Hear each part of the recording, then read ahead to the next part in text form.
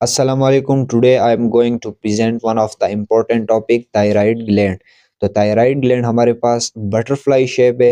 ये इसकी लोकेशन ट्रैके के ऊपर प्रेजेंट होता है। ये बाई पोल्ड ग्लैंड है। बाई का मतलब टू होता है, पोल्ड इसकी टू पोल, एक लेफ्ट है और एक राइट है। ये वाहिद ग्लैंड है जो अपनी सेक्रीशन को स्टोर करता है। बाकी कोई भी ग्लैंड जो है वो अपनी सेक्रीशन स्टोर करने की एबिलिटी नहीं रखता। ये 100 डेज तक अपनी सेक्रीशन जो है वो स्टोर कर सकता है। तो स्ट्रक्चर में हमारे पास एक लेफ्ट और एक राइट टू पोल है, लोब है इसका। तो ये सी सेल्स है हमारे पास। सी सेल्स के अंदर प्रेजेंट होता है जो कैल्सिटोनिन रिलीज करते हैं, जो एक इम्पोर्टेंट हार्मोन है और थायराइड ग्लैंड का। दोनों लोब को आपस में जोड़े कौन रखता है? एस्थमस। ये कनेक्शन है इन दोनों के दरमियान। थायराइड फॉलिकल्स यहाँ पर प्रेजेंट होता है। ये स्ट्रक्चर ये 2D में, अगर आप इसको 3D में इमेजिन करो तो ये गोल शेप बन जाता है। तो थायराइड फॉलिकल्स का काम क्या है? ये हमारे पास T3 और T4 हार्मोन को रिलीज करता है। यहाँ पर आप देख सकते हैं ये ब्लड वेसल है।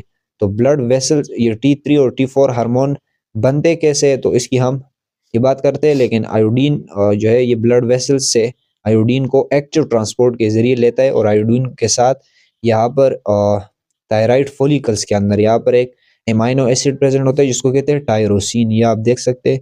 तो जब तीन आयोडीन, ये आयोडीन को आपको मैंने बता दिया एक्टिव ट्रांसपोर्ट के जरिए से लेता है ब्लड से।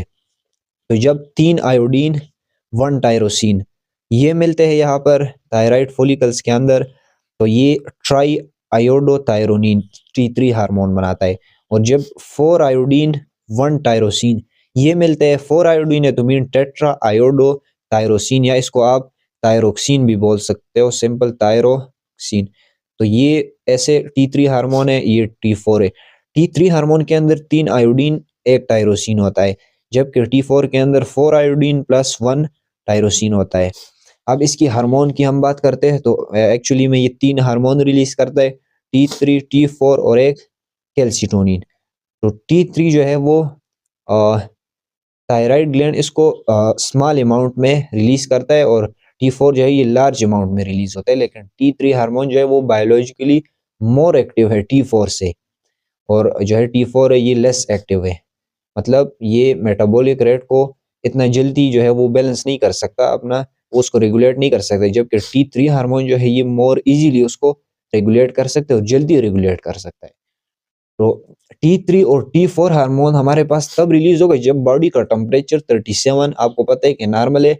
जब इससे कम हो जाएगा तो हमारे पास T3 और T4 हार्मोन रिलीज होगा, क्योंकि ये टेम्परेचर को मेंटेन करता है बॉडी का। इस पे हम ये डिटेल पे बात करेंगे। कैल्सिटोनिन को पढ़ते हैं। कैल्सिटोनिन हमारे पास ब्लड के अंदर कैल्शियम लेवल को कम करता है। कैल्शियम लेवल को कैसे कम करता है? दो तरीकों से कम करता है। पहला हमारे पास इनहिबिटिंग ऑस्टियोक्लास्ट एक्टिविटी। ऑस्टियोक्लास्ट आपको पता है कि ये बोन के अंदर सेल्स होते हैं, इसको बोन ईटिंग सेल्स भी कहते हैं।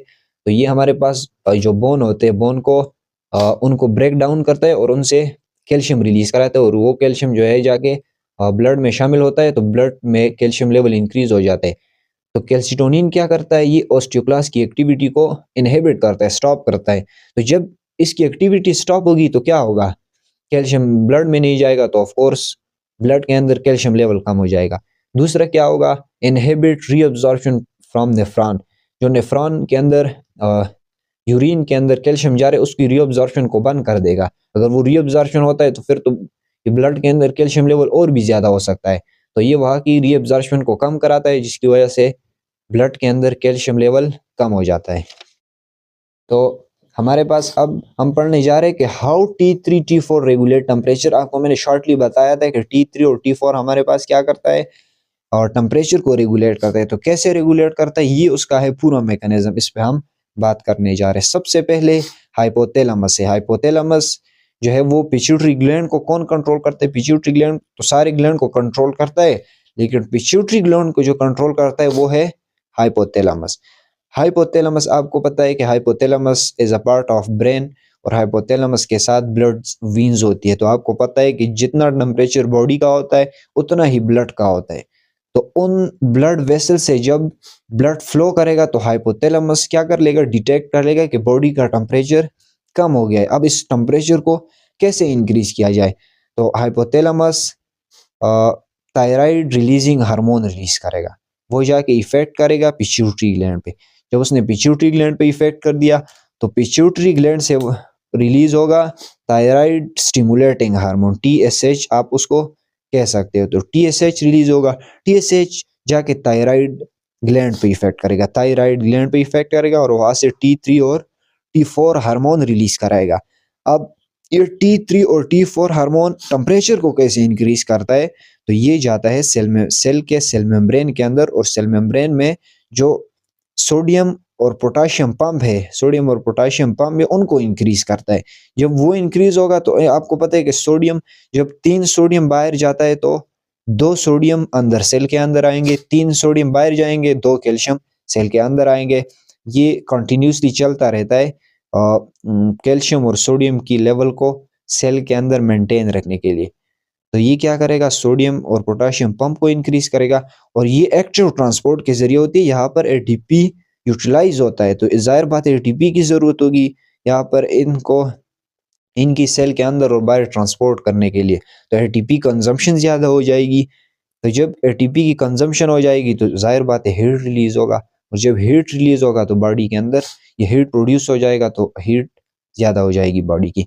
जब एटीपी की कंजम्पशन ज़्यादा होती है इसको हम कहते हैं कैलोरीजेनिक इफेक्ट, और जब हीट रिलीज होता है, हीट बॉडी के अंदर प्रोड्यूस होता है, तो इसके कहते हैं थर्मोजेनिक इफेक्ट। तो T3 और T हार्मोन इस प्रोसेस के जरिए बॉडी का टेम्परेचर ज़्यादा करता है। दूसरा हमारे पास T3, ये जो थायराइड हार्मोन है, इनका एक फंक्शन ये है कि फिजिकल, सेक्सुअल और मेंटल ग्रोथ के लिए बहुत ही इम्पोर्टेंट है। फीटस के अंदर से स्पेशली उनका फिजिकल, सेक्सुअल और मेंटल ग्रोथ के लिए बहुत ही इम्पोर्टेंट है। तीसरा काम ये है कि कार्बोहाइड्रेट, जिसको आप कार्ब्स भी कह सकते हो, प्रोटीन और लिपिड की मेटाबॉलिज्म भी करता है। आपको पता है कि लिवर के अंदर हमारा जो ग्लूकोज है वो स्टोर होता है in the form of glycogen. Liver के अंदर ही क्यों स्टोर होता है, तो ये एक अलग टॉपिक है और अलग क्वेश्चन है। तो ग्लाइकोजन लिवर के अंदर स्टोर होता है, तो जब बॉडी को ग्लूकोज की ज़रूरत होती है तो इसकी मेटाबॉलिज्म होती है, इसकी ब्रेक डाउन होती है, ग्लाइकोजन की इन द ग्लूकोज में कन्वर्ट होता है। जब कार्बोहाइड्रेट की ग्लूकोज में कन्वर्जन होती है इसको कहते हैं ग्लूकोजेनेसिस। लेकिन जब नॉन कार्बोहाइड्रेट, कार्बोहाइड्रेट नहीं है कोई और है, प्रोटीन है, लिपिड है, तो उसकी ब्रेक डाउन जब ग्लूकोज में होती है तो उसको हम कहते हैं ग्लूकोनियोजेनेसिस। तो इससे क्या होगा, इससे भी एटीपी ज़्यादा होगी और हीट भी रिलीज होगा। तो ये था आज का हमारा टॉपिक। नेक्स्ट वीडियो में मिलेंगे, अपना ख्याल रखिएगा, खुदा हाफिज।